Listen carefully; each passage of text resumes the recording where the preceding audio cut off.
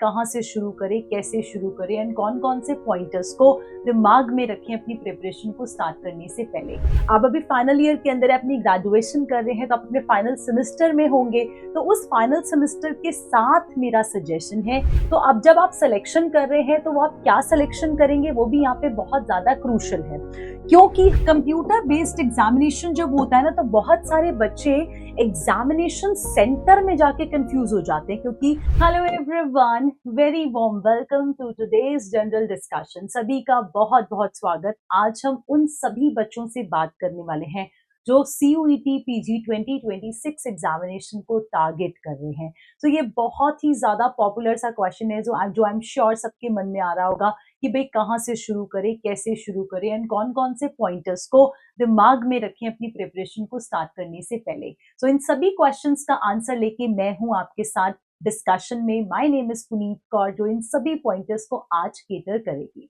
Hearty welcome to all of you in today's general discussion. Beginning से शुरू करने के क्या बहुत ज्यादा इंपॉर्टेंट पॉइंटर्स हैं जो सभी एस्पिरेंट्स को माइंड में रखने हैं टू क्वालिफाई द एग्जामिनेशन। ठीक है, सबसे ही ज्यादा क्रूशियल चीज देखिए, CUET PG का जो एग्जामिनेशन है वो आपका पोस्ट ग्रेजुएशन में एडमिशन लेने का एक एग्जामिनेशन है जो आपको चांस दिलवाएगा कि आप टॉप यूनिवर्सिटीज के अंदर पोस्ट ग्रेजुएशन कर सकते हैं। तो भाई डेफिनेटली अब टॉप यूनिवर्सिटीज में पोस्ट ग्रेजुएशन करनी है तो स्कोर भी तो टॉप होना चाहिए, है ना। तो इन पॉइंटर्स को दिमाग में रख के फॉलो करके you can definitely achieve very good score. The first very very important thing जो आपको याद रखनी है दैट इज टाइम मैनेजमेंट। अब मैं टाइम मैनेजमेंट के बारे में क्यों बात कर रही हूँ, मैं इसलिए बात कर रही हूँ क्योंकि might be you are doing your final year. आप अभी फाइनल ईयर के अंदर अपनी ग्रेजुएशन कर रहे हैं तो आप अपने फाइनल सेमेस्टर में होंगे, तो उस फाइनल सेमेस्टर के साथ मेरा सजेशन है कि अपने CUET की प्रिपरेशन जर्नी को क्योंकि आप शुरू कर रहे हैं तो डेफिनेटली दोनों के बीच में आपको मैनेज करना पड़ेगा टाइम। सो यहाँ पर time management is to be done where you have to manage your time between your semester examination and also the preparation of CUET PG। and definitely देखिए CUET PG का जो examination है उसमें मोर और less आपके पास वही चीजें आ रही हैं जो आप अपने ग्रेजुएशन के अंदर पढ़ चुके हैं, and basically you have to choose the subjects, है ना। तो अब जब आप सिलेक्शन कर रहे हैं तो वो आप क्या सिलेक्शन करेंगे वो भी यहाँ पे बहुत ज्यादा क्रूशल है, क्योंकि हमें यहाँ पे टाइम मैनेजमेंट करनी है, बहुत बैलेंस बनाना है। ग्रेजुएशन का स्कोर जो आपको बहुत यूजफुल रहेगा फ्यूचर के अंदर भी, एंड डेफिनेटली CUET PG का स्कोर जो अगेन आपको हेल्प करेगा to like book your seat in good reputed university and college. दोनों के बीच में बैलेंस बनाना, दोनों के बीच में टाइम को मैनेज करना इस बहुत ज्यादा इंपॉर्टेंट है। ये भी हो सकता है कि कुछ समय तक आपको लगे कि हम बहुत ज्यादा लंबे टाइम तक पढ़ रहे हैं, बहुत ज्यादा एग्जॉस्टेड हो गए हैं, तो that's all okay to definitely score your good seat in a good university, in a good college. तो मुझे लगता है कि ये ओके है क्योंकि सब चीजें टेम्पररी रहेंगी, है ना। इससे भी ज्यादा इंपॉर्टेंट है कि आप कौन सा सब्जेक्ट चूज करते हैं। देखिए CUET PG में जब आपको एग्जामिनेशन देना है तो वो एग्जामिनेशन आपकी चॉइस है।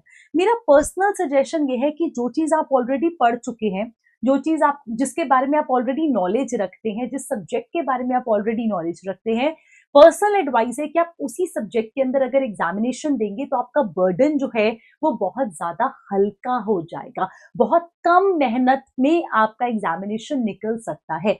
For example, if you choose the subject which you have already read or written in college, then that can help you to start reading and revising quickly. For example, अगर आपने BSc Computer Science किया है या फिर आप BCA कर चुके हैं and you want to give Computer Science examination in CUET, then it will be easy as you have already studied the subject.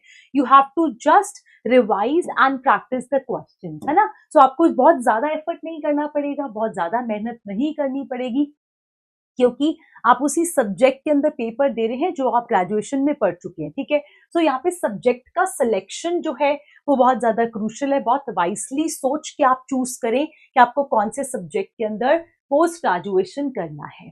Along with this, it is also important, CUET is a CBT examination, computer based test है। So computer based अगर ये examination है तो इससे क्या होगा, देखिए computer based examination जब होता है ना तो बहुत सारे बच्चे एग्जामिनेशन सेंटर में जाके कंफ्यूज हो जाते हैं, क्योंकि कंप्यूटर पे एग्जाम देना, ऑनलाइन क्वेश्चंस को scroll up scroll down left and right करने में ही कई बारी हम लोग बहुत ज्यादा डिस्टर्ब हो जाते हैं।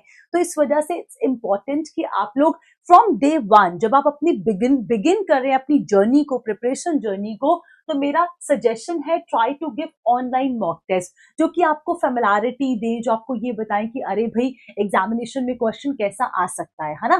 So similar type of examination अगर आप देंगे, आपको एग्जाम का पैटर्न समझ में आएगा। And if you start early in the month of April and May, जो कि अभी चल रहा है, अगर आप इसमें स्टार्ट कर देते हैं तो you have enough time to prepare for the CUET examination, you have enough time to prepare, you can try practice questions also, जो कि आपको पीडब्ल्यू पे मिल जाएंगे, so you can know what is the level of questions what are coming in the examination and how to attempt the questions. So computer based test ऐसा होता है, photo में भी आपको दिख रहा है, हर एक बच्चों को एक स्क्रीन के ऊपर बिठाया जाएगा, वहां पर आपको क्वेश्चंस जो है वो स्क्रीन पे ही मिलेंगे, there will be no hard copy, आपके सामने कुछ नहीं आने वाली। तो आपको ऐसे ही प्रैक्टिस करेंगे तो उतना ज्यादा स्कोर अच्छा होने का चांस आपका इंक्रीज हो जाएगा। माय पर्सनल एडवाइस इज कि इसकी ऑनलाइन प्रैक्टिस जो है डे वन से ही आप शुरू करें, जब आप अपनी प्रिपरेशन जर्नी को शुरू कर रहे हैं, साथ के साथ आप ऑनलाइन मॉक प्रैक्टिस करने भी स्टार्ट करें, ऑनलाइन क्वेश्चंस को अटेम्प्ट करना भी शुरू करें, and for this you can take help of PW. Along with this बच्चे, it's important to create realistic schedule. भाई देखिए, मैंने यहाँ पर अपना स्केड्यूल क्यों नहीं बताया, क्योंकि मुझे ऐसा लगता है कि हर बच्चे का लाइफस्टाइल, फैमिली सब कुछ अलग अलग है ना, तो आपका स्केड्यूल सबका एक जैसा नहीं बन सकता। द सिंपल वे जो मैं आपको एडवाइस दे सकती हूँ, क्योंकि बहुत सारे बच्चे मुझे बोलते हैं मैम आप प्लीज एक टाइम टेबल बता दीजिए, तो मैंने ना सारी बातों को केटर करके एक छोटा सा पॉइंटर यहाँ पे लिखा है, वो ये है कि आप अपने सिलेबस को छोटे छोटे मैनेजेबल पार्ट्स के अंदर डिवाइड कर लो सबसे पहले, and make sure to mix the subjects each day to keep things interesting. मतलब ऐसा मत रखो कि भाई आप पूरा एक यूनिट खत्म करोगे फिर आप अगले यूनिट पे मूव ऑन करोगे। कई बार ऐसा हो जाता है कि एक यूनिट हमें बहुत ज्यादा बोरिंग लग रहा है, तो इंटरेस्ट को बनाने के लिए आप टॉपिक बाय टॉपिक, इसलिए मैंने लिखा है सिलेबस को स्मॉल मैनेजेबल पार्ट्स के अंदर तोड़ लो, टॉपिक्स के अंदर तोड़ लो, एंड आप एक दिन के अंदर अगर एक बोरिंग टॉप यूनिट है उसका एक टॉपिक उठाओ और एक इंटरेस्टिंग यूनिट है उसका भी एक टॉपिक उठाओ। जब आप बोरिंग एंड इंटरेस्टिंग दोनों को एक ही दिन में पढ़ोगे तो आपका इंटरेस्ट लूज नहीं होगा, है ना। सो आपको इंटरेस्ट को भी बना के रखना है, बिकॉज हमारे पास पूरा लंबा समय है प्रिपरेशन करने के लिए, तो उतने टाइम में हमारे पास इंटरेस्ट लूज नहीं होना चाहिए। क्लियर? सो ये बहुत ज्यादा क्रूशियल है। ऑल्सो एक एडवाइस और है मेरे एंड से, वो ये, मॉर्निंग को आप जनरली जो है वो टफ सब्जेक्ट्स के लिए रख सकते हो, क्योंकि ब्रेन आपका बहुत ज्यादा फ्रेश होता है, एंड जो इवनिंग टाइम है वो आप थोड़े इजी टॉपिक्स के लिए रख सकते हो, बिकॉज कई बार होता है ना कि हमें लगता है कि अरे यार ये तो मुझे आता है, ये तो टॉपिक मैं जानती थी, है ना, इसमें ज्यादा टाइम नहीं लगेगा मुझे, तो जो चीजें इजी है जिसमें आप बहुत ज्यादा कॉन्फिडेंट है उसको आप इवनिंग के लिए रख सकते हैं। मॉर्निंग क्योंकि ब्रेन फ्रेश होता है तो मॉर्निंग में आप थोड़ा सा फोकस्ड चीजों को ज्यादा कर सकते हैं, जिसमें आपको प्रैक्टिस चाहिए, जिसमें आपको कॉन्फिडेंस बूस्ट अप करना है, ठीक है। अलॉन्ग विद दिस आप ऐसा भी कर सकते हो, एक एडवाइस और है, वो ये कि आप अपने सिलेबस को इजी एंड डिफिकल्ट में डिवाइड कर सकते हो, है ना। इजी के अंदर भी कुछ ऐसे टॉपिक्स होंगे जो इंपॉर्टेंट होंगे एंड कुछ ऐसे होंगे जो नॉट इंपॉर्टेंट होंगे।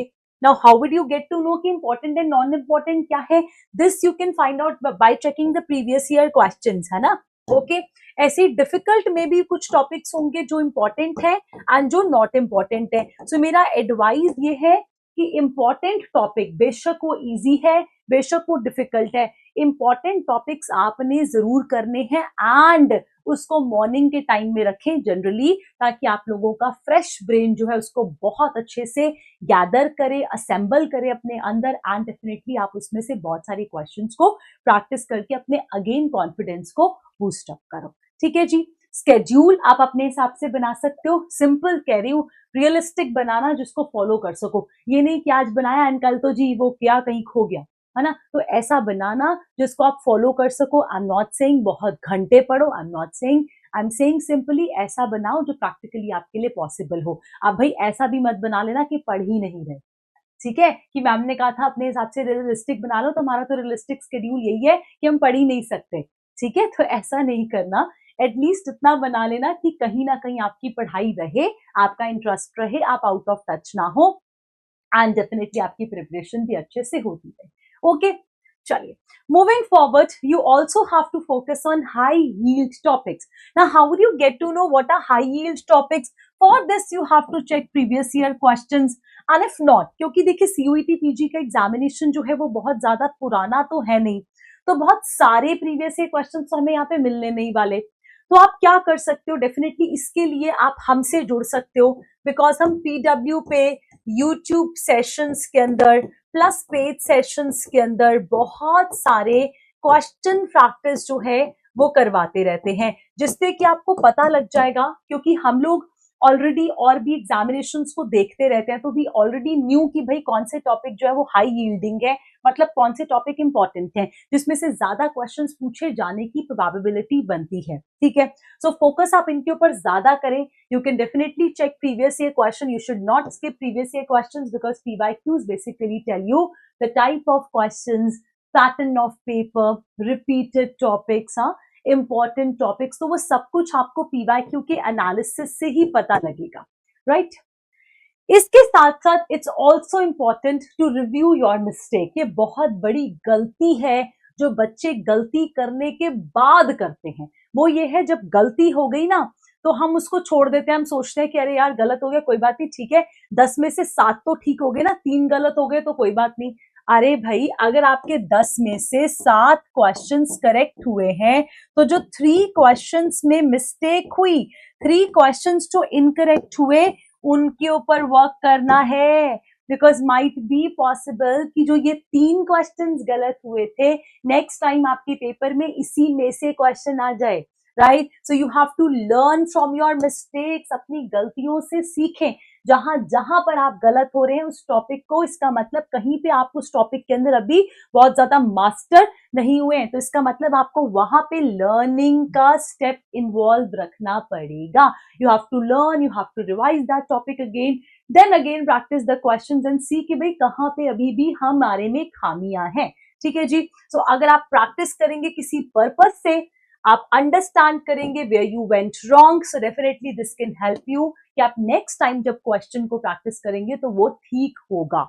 उसके लिए पहला इंपॉर्टेंट पॉइंट है, मिस्टेक्स देखें कहाँ कहाँ पर हो रही है, मिस्टेक्स को ठीक करने की कोशिश करें. ये नहीं कि भाई 10 में से 7 आ गए उसको लेके खुश हो गए, नाच रहे हैं, पर बाकी के जो 3 गलत हुए उसके ऊपर तो हमने कोई काम ही नहीं करा.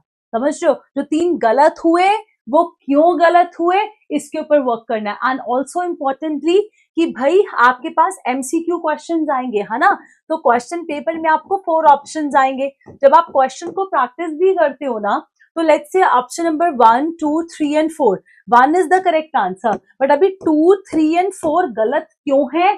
मेरा सजेशन है कि इसको भी साइड बाय साइड आप जरूर देखें, क्योंकि कई बार ऑप्शंस में भी कोई ऐसा पॉइंटर लिखा होता है जो आपकी नॉलेज को एनहांस करता है. ठीक है जी.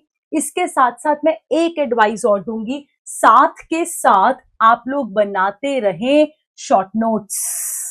Yes please. इसके साथ साथ मेरा एक एडवाइस है, क्रिएट योर शॉर्ट नोट्स. मैं नहीं बोल रही हूं कि लंबे लंबे बनाएं, मैं बोल रही हूं छोटे नोट्स बनाने हैं.